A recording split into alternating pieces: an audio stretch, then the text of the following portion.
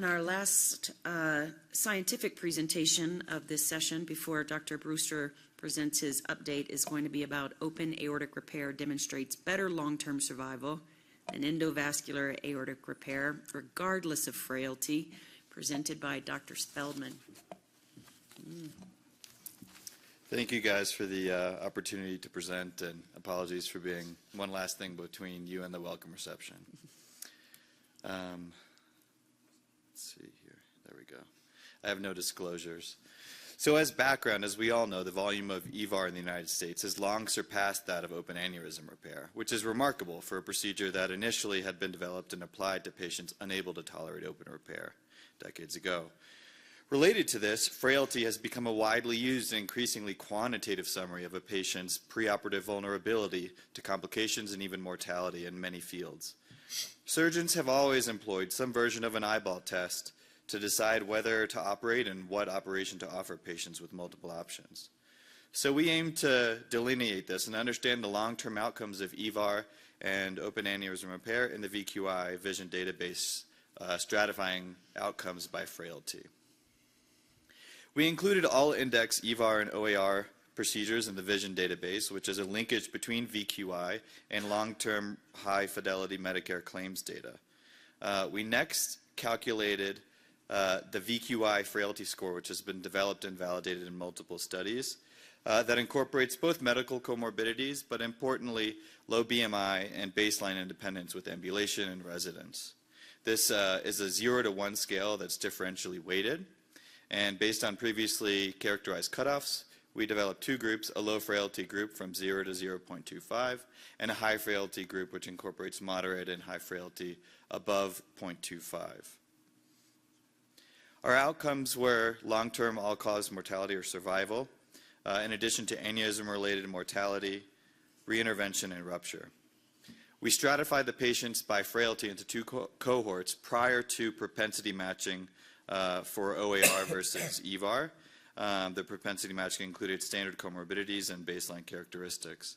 Subsequently, we performed standard Kaplan-Meier survival analysis by stratum for primary and secondary outcomes, in addition to multivariable adjusted Cox regression. Moving on to our results. This is the low frailty group. There's a lot of numbers on this slide, but what I'd like to direct your attention to is the low rate of loss in the pre-match to post-propensity matching cohort, keeping a high percentage of the open aneurysm repairs in the cohort. The high frailty group had some loss, about 37%, after propensity matching, and I'd also just like to highlight the fact that if you look at the population before propensity matching, there's nearly a third of patients who are getting open aneurysm repairs if you take all elective infrarenal repairs in the VQI in this high frailty population. So there's a lot who are even being considered for open aneurysm repair. After matching, we have 719 in both cohorts. There's also a wide variety of patient characteristics and comorbidities that contribute to the designation of high frailty. It's not just one comorbidity. Now, moving on to our outcomes. So this is the overall survival curve showing decent and acceptable survival at the 5-year and further time points for both EVAR and open aneurysm repair. And if you squint, you can see in the first 6 months that there's a slight advantage for EVAR. But if you take the entire life table into consideration, open aneurysm repair has a significant, if small, increase in survival compared to EVAR in the low frailty group. Moving on to reintervention. Unsurprisingly, open aneurysm repair has a lower rate of reintervention throughout the time period in a statistically significant fashion. Rupture is also a rare event, thankfully, but more common in EVAR. Moving on to the high frailty group, we see a similar trend. Overall lower survival in both cohorts, EVAR and open aneurysm repair, but a significant disadvantage for EVAR after the first 6 months. This was not accounted for with aneurysm-related mortality, similar to the low frailty group. We see similar trends as the low frailty group in time to reintervention and time to rupture. These trends were borne out in the multivariable adjusted Cox survival models, which incorporated the propensity matched cohorts. Displayed are hazard ratios for EVAR versus OAR, where a hazard ratio greater than 1 would reflect a higher hazard for EVAR compared to open repair. We find that all-cause death was higher in the medium term for EVAR versus open aneurysm repair, with reintervention and rupture being significantly higher as well throughout the period. There was a trend towards an advantage for EVAR versus open aneurysm repair for mortality hazard in the first 6 months, but it did not reach statistical significance in the low frailty group. Now moving to the high frailty group, we see a much more significant trend, which was demonstrated visually in that Kaplan-Meier table before, where we see that early mortality benefit in the first 6 months for EVAR was reversed with a significant increase in mortality for EVAR versus open aneurysm repair from the medium to long term. Reintervention and rupture had the expected trends that we described earlier. So what does this all kind of taken together signify? Overall, we present long-term outcomes enabled by the linkage between VQI and Medicare in the VISION database, which gives us high reliability mortality data and reintervention data, more so than just VQI alone. We've been able to stratify patients by frailty in the EVAR and OAR databases and found that many ostensibly frail patients are undergoing open aneurysm repair and are not dying at higher rates than EVAR patients. In fact, the opposite is true. There's a variety of risk factors that make these patients highly frail, most commonly coronary disease, COPD, and hypertension. But for all patients, regardless of frailty stratum, an early mortality benefit for EVAR transitioned to long-term inferior survival compared with open aneurysm repair, with increased reintervention and rupture throughout the study period. Multivariable regression confirmed these benefits for open aneurysm repair compared to EVAR, but this was a much more significant finding for the highly frail patients. In conclusion, these data support sort of a reconsideration of our typical paradigm. Whether using an eyeball test or a validated score like the VQI frailty score, the decision to operate should be heavily influenced by a patient's frailty and how they appear to you in the office. But perhaps we need to consider open aneurysm repair based on anatomic criteria and other factors besides frailty, and that frailty should not preclude chosen treatment modality in these patients. Of course, there are certain limitations that I should highlight, particularly around unmeasured confounders. The fact that we found worse overall mortality in patients with EVAR despite a non-significant difference in aneurysm-related mortality likely means that there's some residual unmeasured confounding by indication in these patients. And of course, frailty is a nebulous concept that we're making a lot of progress as a field in developing quantitative measures for, but you can't fully measure it, and a surgeon's gestalt can always be important. Thirdly, the VQI and the VISION linked database, they're procedural databases. We're not seeing the patients who are too frail for any procedure. And lastly, the event counts for rupture and aneurysm-related mortality were quite low. With that, I'd like to open for questions.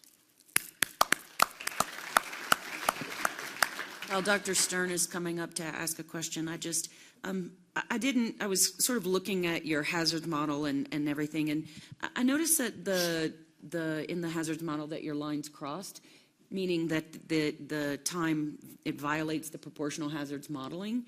And so I was curious if you thought about using like time series logistic regression or something that accounts for time as a confounder, because it may be that what you're seeing may not be completely accurate. Yeah, absolutely. Certainly there's sort of a survivorship thing represented in that visual crossing of lines. I think what we plan to do, especially for the non-mortality models, is fine gray analysis for the paper so that we have competing risks accounted for, and then certainly a time-based logistic regression for the mortality data. Hey, nice presentation. Jordan Stern from New York.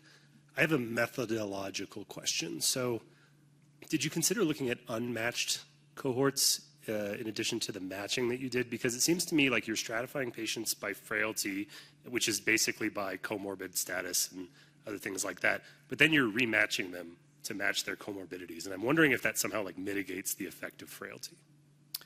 Yeah, I think it's a good question, and we thought long and hard about how to approach this question. I think we thought, okay, let's take frail patients and non-frail patients who undergo both procedures, and whatever we can make apples to apples, have that comparison. But I think if you're trying to compare frail to unfrail, this is not necessarily the right methodology. This is more to compare the procedures within the frail bucket and within the non-frail bucket. But certainly, I wouldn't draw conclusions about how do frail patients do versus unfrail for the reasons you highlighted. Thanks. Lizzie George from Stanford. Nicely presented, Zach. There are a couple different flavors of frailty within the VQI. You can use the VQI frailty score. You can use the VQI risk analysis index, which is another way. And with that second measure, with the RAI, there's a little bit more granularity. There's some gradations, if you will. I would encourage you to potentially do a sensitivity analysis using potentially a different frailty measure, again, because there is some sort of, it's kind of nebulous in terms of when you separate the patients by frailty and then rematch again, there's some collinearity there. And so I think I would encourage some sensitivity analysis. One, using a different instrument to see if you get the same results.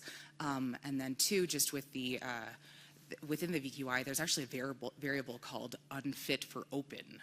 Did you look at that at all in terms of, because again, I think there's probably some provider bias also inherent in this as well.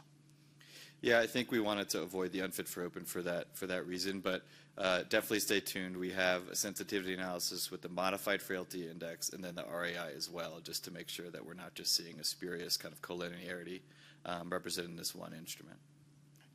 Last question. Could you just clarify how you set that threshold of 0.25 for the frailty index? It's hard to imagine that as that number gets higher and higher, that your results are still going to be independent of frailty. Yeah.